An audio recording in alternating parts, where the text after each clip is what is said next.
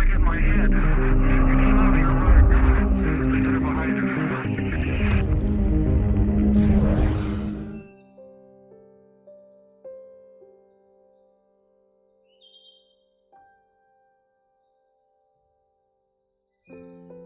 қалайсың? Тым қатты асығыс емес жас. Мүмкін мен сені шығара салсам, қалай қарайсың? Ренжімеші, келесі жол болмаса, қазір жұмысыма барым керек. Қайдағы жұмыс сонда? Сен сонда кім болып жасайсың? Ол жағын айта алмаймын, әзірге құпия болып қала берсін. Тым болмаса, жұмысына дейін шығара салсам бола ма? Ертең кездескенше, ренжіме.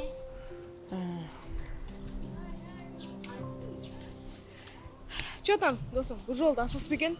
Точно жұмысқа жүрген жол. Мұнан біреу ара, оның баған дейсің. Қойшы, жұмысына барам деп айтты ғой. Көзіңе шүп салышы ше? Шүп салатыны жұртты жүрген жоқ қой. Еті оның артынан жүргенімізде 3 ай болды. Енді не істейміз?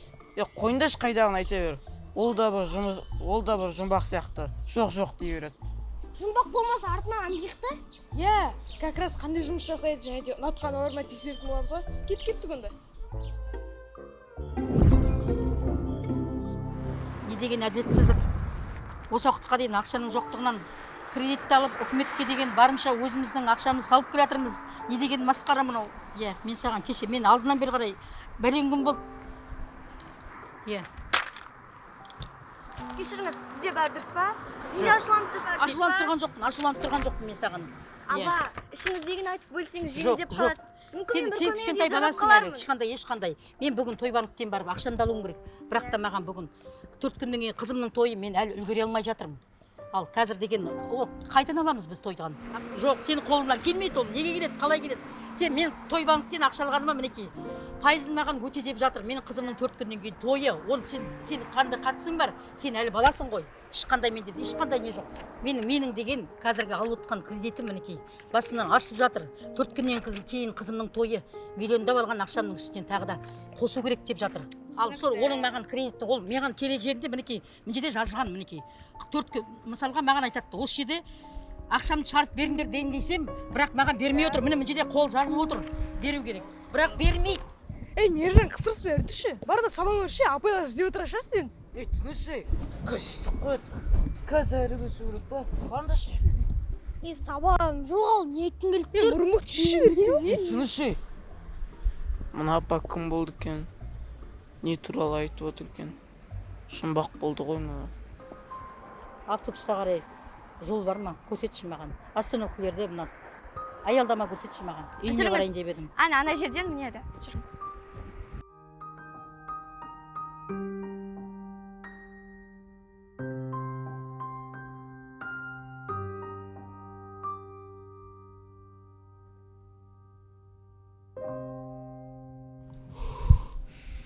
Қайда кетті мұна?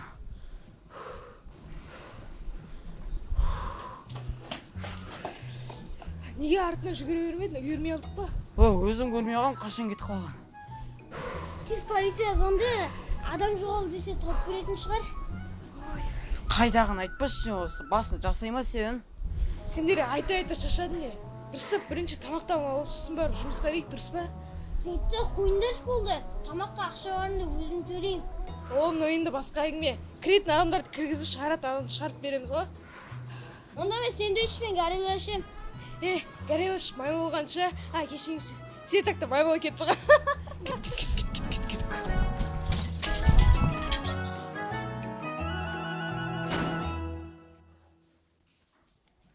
Апа, жыламаңызшы. Мен сізге көмектесем, ақшаңызды қайтарып береміз. Түсінбедім. Сен немен тыңдадың ба? Әрине, сендегі шашқыстырғыш дауыс жазады. Болды, қойыңдаршы қыздар. Жансая, апа туралы бір зат айтқысы келіп тұр екен. Тыңдайық. Так, команда, біз мына апаға көмектесуіміз қажет. Бұл апа банктен ақшасын ала алмай қалған екен. Айтпай-ақ қойсаң да болады, біз бәрін естіп тұрдық.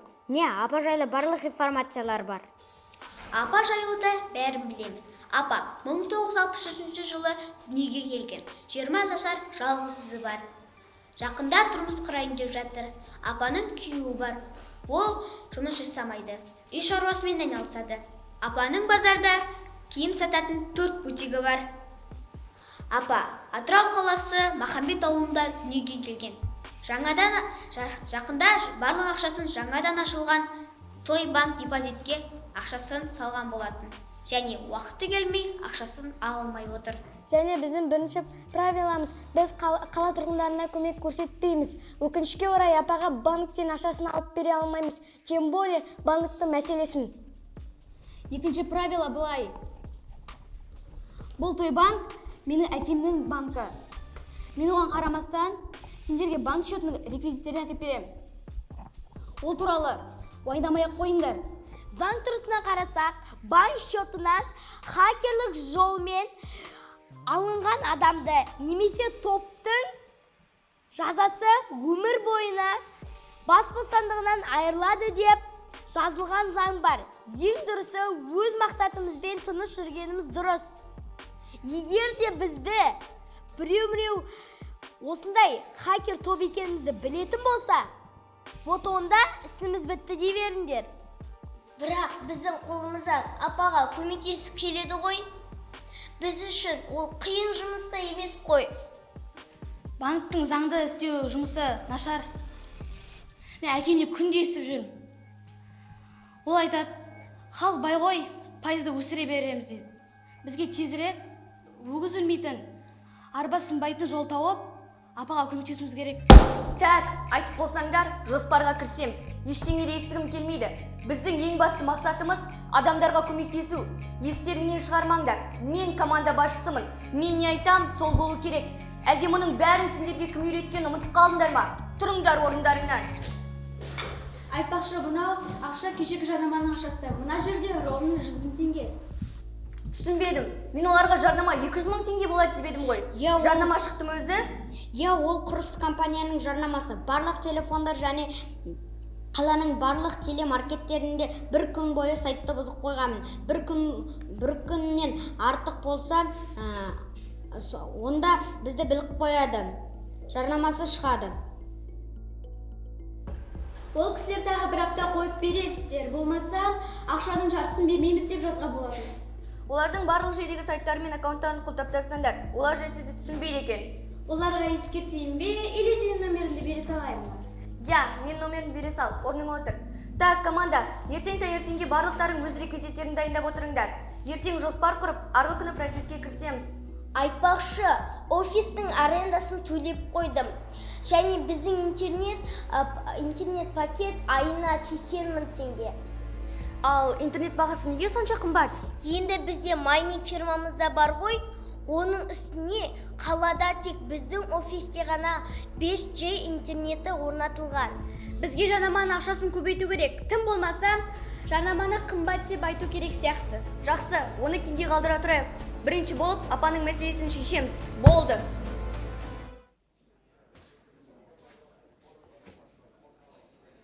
Тым түсінбедім.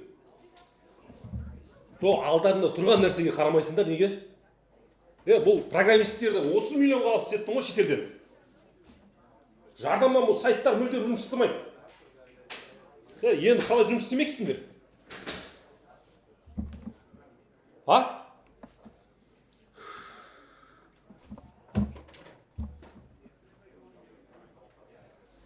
Кешіңіз, маған алдында бізге жарнама жасап берген қыз жазып жатыр. Осы емес пе алдына сайттарды өшіріп тастаған? Иә.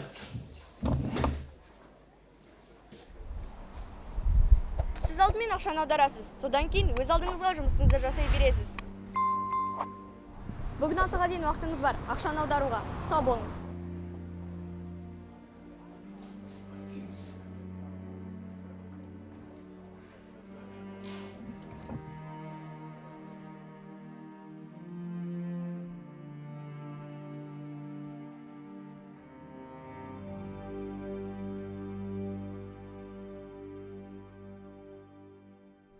Барлығын жиналса кешікпей болатын болыңдар. Мен келе жатырмын. 20 минутта болам.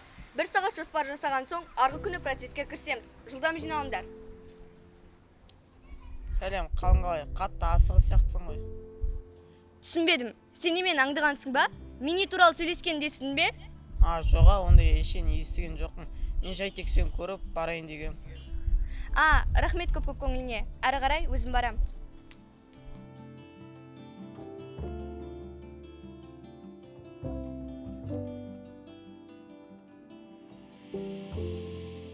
оларды кетіп қалады сол. Ей, не ал дедің? Кетіп қалады салады деймін олар. Қайдан шыққандай өлмей алдық қой. Мен просто отырып ұйықтап кеттім. Әйтпесе мен білесіздер ғой. Мен ұйқыдан дейді слабый емеспін ғой. Иә, дұрыс айтады. Қорылда ұйықтап қалатын болса, оята алмай қалатын едік қой. Анды тоқтатпаймыз деп кеттік.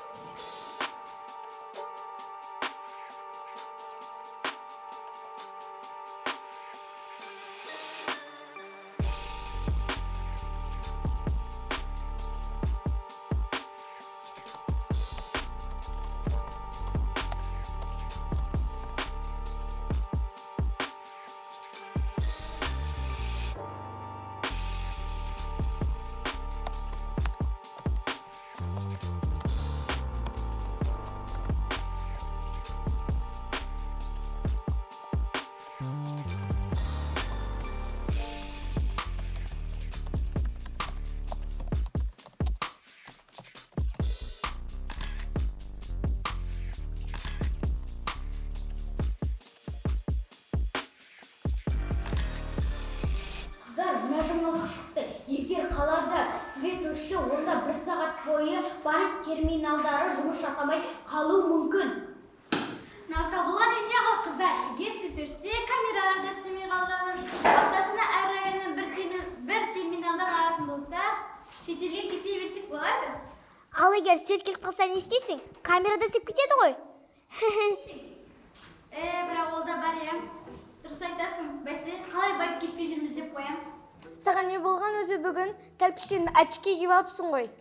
Бүгін мен түсіме Қайрат тас кірді. Түсіме кіріп Қайрат, сен очкиді тастамай кисең бай боласың деді. Бірақ жұмыс істеуді ұмытпа деді. Ойбай, не болды сонша? Түсіңе бір ұлы ақсақал кіргенде айтасың ғой сен де. Онда менің түсіме інінен кірді. Сонда ол не деді? Маған келді, нет ничего невозможного, бірақ еңбек етіп жұмыс істеуің керек деді.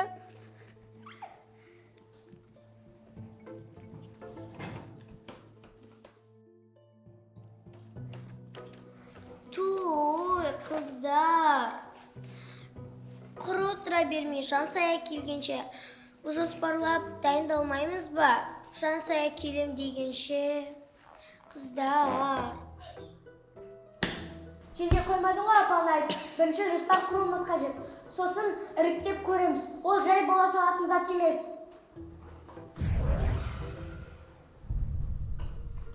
Оның үстіне банк мәселесі ушығатын болса, ол үлкен қате болады. Ол кезде бәріміз отбасымызбен жауапқа тартылатын боламыз. Олай болса, команда болып не үшін құрылдық? Қиналған адамдарға көмектеспейтін болсақ. Біз алдымен өзімізді ойлауымыз керек. Біз аман болсақ, сонда ғана адамдарға көмек бере аламыз. Я, ал мына мәселе қиындау. Банк счетынан ақша шешу негізінде қылмыс болып табылады. Мен де команда мүшесіндегі адаммын. Сендерге қандай қиындық туса да мен сол жерде бармын деген сөз.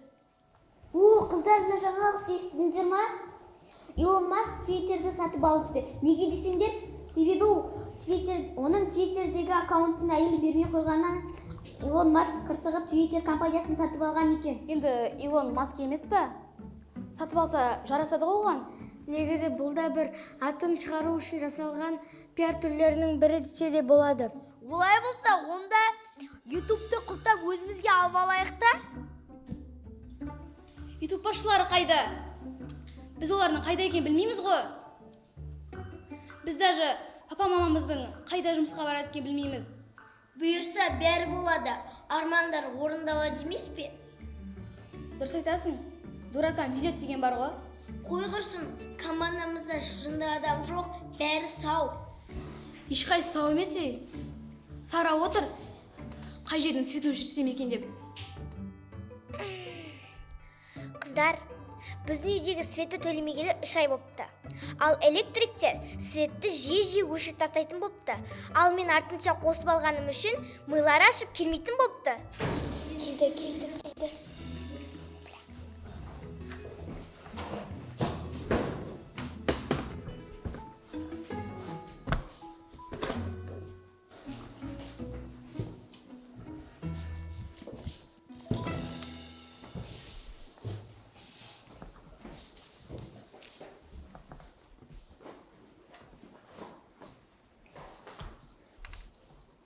Барлықтарыңа ескерту. Мына жерді ешкім біліп қойып жүрмесін. Арттарыңа қарап, мұқият келетін болыңдар. Мен барлық қалалық жарықты қосып өшіретін базаға кіріп алғам. Бұл қаладағы кез келген жарықты жеке-жеке өшіріп қоса аламын. Тіпті мына бөлмені де.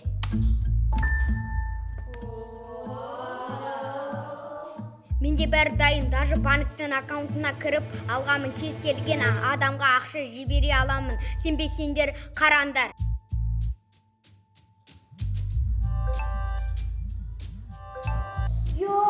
Ақша түсті маған да. Менде банк жайлы барлық ақпараттар тұр. Ол жерде күзетші үлкен кісі екен. Қайта-қайта дүкенге бара беретін әдеті бар екен. Күзетші өз жұмысына салғырт қарайды. Және менен жүр қыз орнынан тұрмай жұмыс жасайды екен. Компьютерін ешкімге сеніп тапсырмайды. Жанжалдан қатты қорқады екен. Біз мұны жалғыз жасай алмаймыз.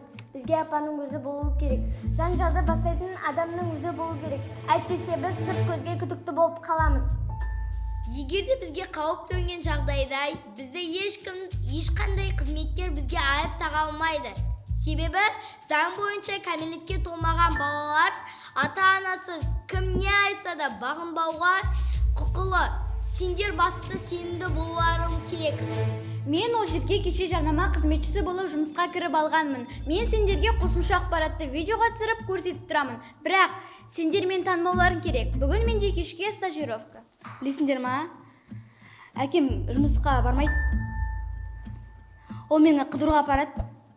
Ал сендер алаңсыз жұмыстан жасай беріңдер. Егер де әкем аяқ асты жұмысқа барып қалса, мен айтам ғой. Өте жақсы. Мына банктың құрылыс жоспары. Ең бірінші болып заңгер апаны алып кіреді. Ішінен очередь алып отырасыңдар.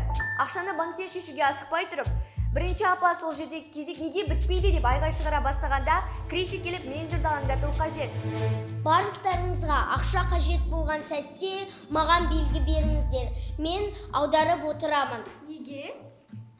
Банкке баратын күні шотқа көп ақша салсақ, көзге түсіп қалуымыз мүмкін. Ал мен офисте боламын. Себебі қалалық интернет банктың базасына кіргізу загрузкасын көтере алмайды. Оның үстінде менің жұмысымды жасап жатқанымды ешкім көрмеу керек. Ал сен критик, апаның артынан кезекке тұрасың да, апаға ақшаны салған кезде апамен бірге шығып кетесің. Мен апаны сыртқа алып шығамын. Себебі апаның бұған дейін өте көп кредиті болған екен. Түсінбедім. Апаның бұрында кредиті болса не болыпты? Ол жерде қандай қауіп болуы мүмкін? Мысалы, банк қызметкерлері апаны қайтадан кредит алу үшін көндіреді. Апа кредит алып қоймау үшін оны қадағалау керек. Ол маңызды. Дұрыс айтасың, келсем. Ең соңғы атака. Апа ақшаны алып шығар кезде банкте свет өшіп қалу керек. Әрмен қарай банк өз проблемасымен болады. Ал мен сыртта такси шақырып қоямын. Апаны сол көлікке мінгізіп, үйіне дейін апарып тастайтын. Ал біз Майник екеуміз сыртта басқа бір көліктің ішінде сендерге тапсырма беріп отыратын боламыз. Естеріңде болсын, банкте бірінші свет бір рет өшіп жанады. Содан кейін мен белгі берем. Менің белгімсіз ешкім ештеңе жасамау қажет. Түсіндіңдер ма? Иә. Сен бір жерге асық сияқтың. Кешкі нешке бастаймыз. Банк 6:00-де жабылады. Біз банк жабылатын сәтте баруымыз қажет. 5:30-да барамыз. Жоспар жарты сағат аяқталуы қажет. Майник, сен мені көлікте күте тұр. Мен сол жаққа бірден барам. Дайындыққа кірісе беріңдер. Мен сол күні офисте қаламын. Неге бізбен барып көмектеспейсің бе? Банкте онсыз да көппіз. Топырлап барсақ зиян болуы мүмкін. Айша, бір минутқа келші. Жарайды.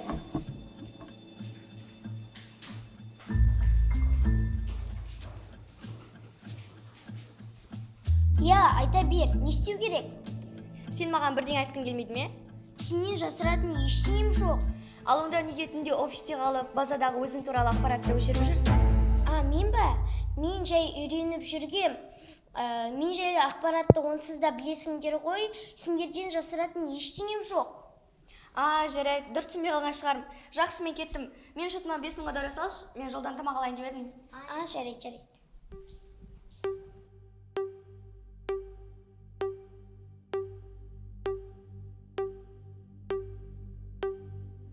Алло, сәлеметсіздер ме?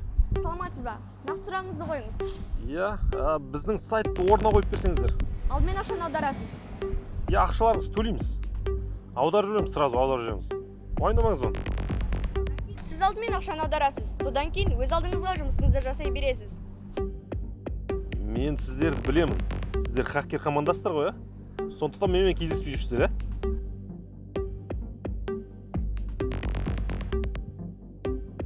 Бүгін 6-ға дейін уақытыңыз бар, ақшаны аударуға. Сау болыңыз. Жігіттер, мына сауындар осы. Иә.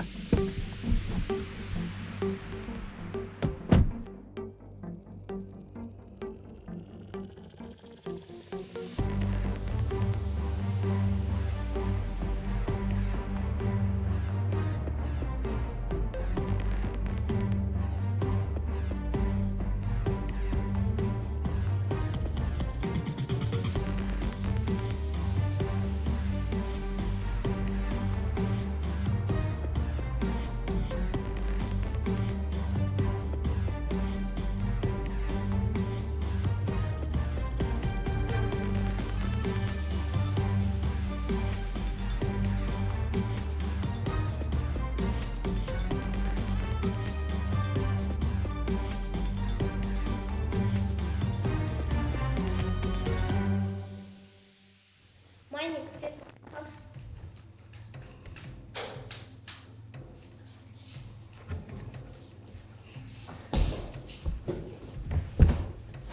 Қыздар, не болды? Сендер не, мені өтірік айтып отыр деп ойлайсыңдар ма? Мен шын айтам, ол келген деп айтты, бірақ келмеді. Мен көлікте жалғыз отырдым. Сол светті жақпай-ақ баса берсек те болады ғой. Сол светті жаққанда не өзгереді? Үнемі осы ғой. Оныкі алдыңғы жолда шетелге баратқан кезде билеттерді жоғалтып стратег. Ол кезде жағдай басқаша болған еді ғой. Шетелге барсақ, қайталмай қалатынды көрдің ғой. Сен ақылды болмашы. Бірінші өзің жұмыстарын жасап алсай. Компьютер, интернет ол технология. Ал мен адамын. Састырма қойсай. Екеуің осына тұра бересіңдер ме, әлде стратегті іздеуге кірісеміз ба? Қыздар, не болды? Тыныштық па? Жоқ, ештеңе дұрыс емес. Жансая банкке келген жоқ. Енді апаға көмек бере алмаймыз. Ертең болса да Жансая жоғалып кетті. Апаны емес, бірінші Жансаядан ойласаң да қайтеді. Негізі сендерге бір соттасып көруге болады. Сен азаматтық құқықты таптадың деп, ал сен еңбек құқығыма күмән келтірдің деп соттасып көрсеңдер қайтеді? Сотқа барса ұтылады ғой. Бұл өзі-ақ түсініп тұр ұтылатынын. Байқаңдар, сотқа кірген кезде телефондарың істемей, камераларың жұмыс жасамай қалуы мүмкін. Менмен әзілдеу сендерге қиындау болады. Қыздар, мүмкін менде камераларды қарап көрерміз. Телефон айланмай тұр. Майник оның телефоны қайда тұр? Картадан қараңдар. Түсінбедім, қыздар, жігіттер, бізде үлкен проблема. Біздегі үлкен проблема ол сен. Жансаяны құрылыс компанияның адамдары алып кеткен екен. Мынаны қараңдар.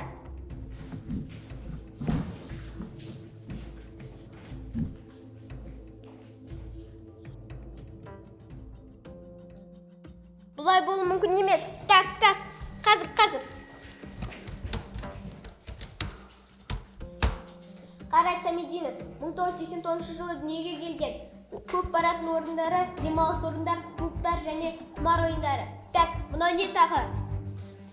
Оның қала сыртындағы әлі соғылып бітпеген құрылысы бар екен. Таптым, Әл-Фараби көшесі 88-ші адрес. Әл-Фараби 88-ші таптым. Адрес қаланың сыртында 12 шақырым алыстау орналасқан. Көлікпен баруы жарты сағат. Уайымдамаңдар, менде әкемнің кілті бар, көлігінің кілті бар. Осы сәтті қатты күттім. Ақмақсың ба? Жолда ұсталатын болса білесің ба? 15 тәуліктен соң бір-ақ шығарады. Ал көлігің болса, мәңгі бақсине штрафстоянкаға кетеді. Так что, ойланып әрекет жасайық. Майник, ендірісі жол таксиін шақыр. Ол келемін дегенше стратегті қалай ұшуатымызды ақылдасайық. Такси келді уже. Не? Я, менде интернет 5 живой кез келген жерде жақсы интернет ұстап тұрады.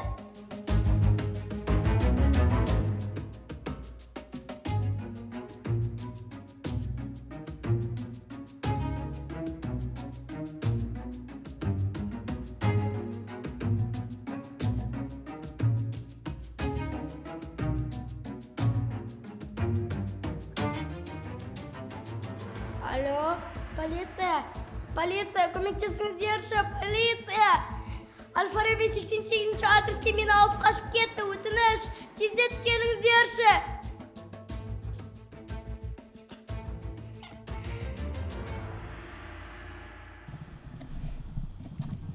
Алыстан арбалағанша жақындан дорбала деген осы екен ғой. Мен бұлар қыдырып жүр ма десем, тек шетелде болады деп ойлайтын мен бұлар. Сөйтсем көз алдымызда жүр ғой бұлар. Сен мынау сайттарымызды тез орнына қоятын бол. Және біздің жарнамамыз бүкіл Қазақстан бойынша 24 сағатқа тұратын болсын. Тоқта досым, асықпа. Қойшы, отыр қой. Бензин бар ғой, қалаға дейін. Өзің айттың ғой, ана 2000 теңге бермей кетіп қалған. Негізі қызыл жанып тұр ана жерде. Айттық қой, адам сияқты алыс жер барамыз, адам құтқарып аламыз. Алыс жер мынау. Айттық қой, түсіндірдік қой.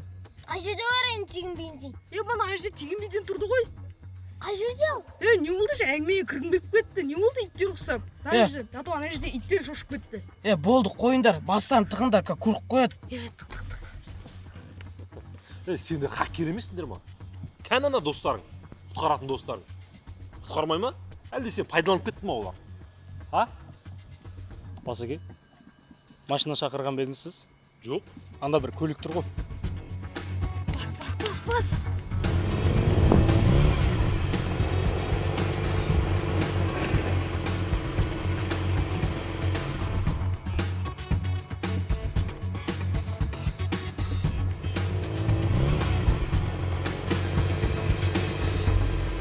Қайда қарап тұрсың де? Мен білмеймін, братан. Осының бәрін контролировать етпейсің ба? Қазір ғана келді, братан. Сендердің.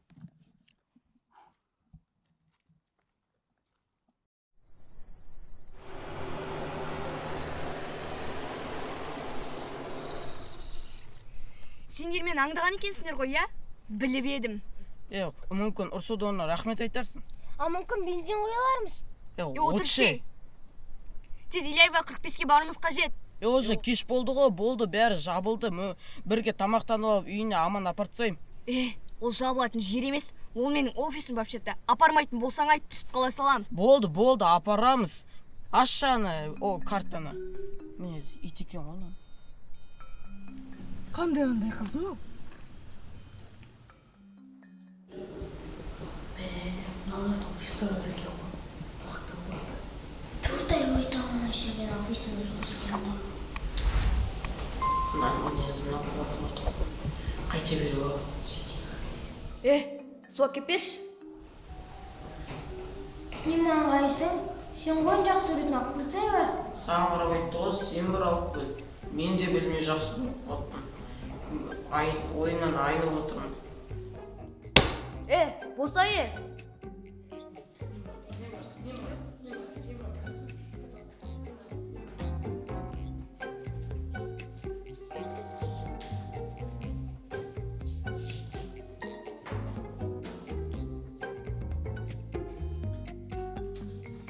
Сен, қайда жүрсің? Біз сені іздемеген жеріміз жоқ қой. Мыналар кім тағы? Бұларды офиске кім кіргізді? Бұл құпия орын еді ғой. Отырыңдар барлығын тез. Мені кешегі құрылыс компанияның директоры ұрлап әкетіп, өз ойларда келгенін жасағысы келді. Ана ұрсындық мәйіттер ғой, ана адамдар емес. Мені сол жерден достарым құтқарып шықты. Біз ғой? Отшы. Дұрыс қой негізі. 2000-ға бензин қайда қойшы? Ендігі мәселе бізге апаның шаруасын тез шешу керек. Ертең таң азанмен банк ашыла сала 7:00-де барып, ақшаны апасыз алып шығамыз. Қыздар, ренжімеңдер, менің кетуім керек. Айша, қайда? Үндемеңдер, кете берсін.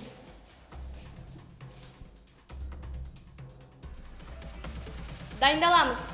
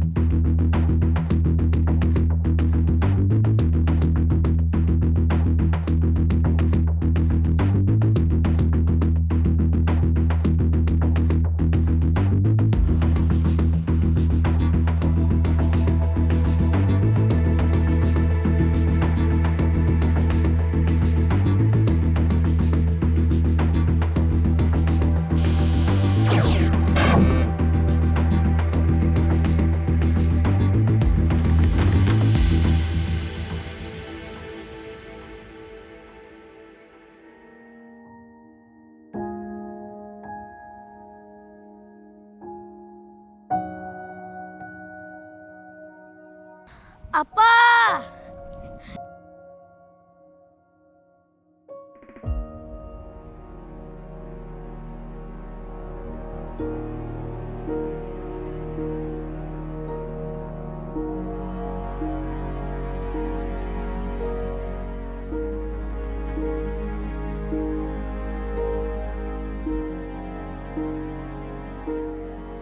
Бәрі дұрыс қой, иә? Ақшаңызды алдыңыз ғой.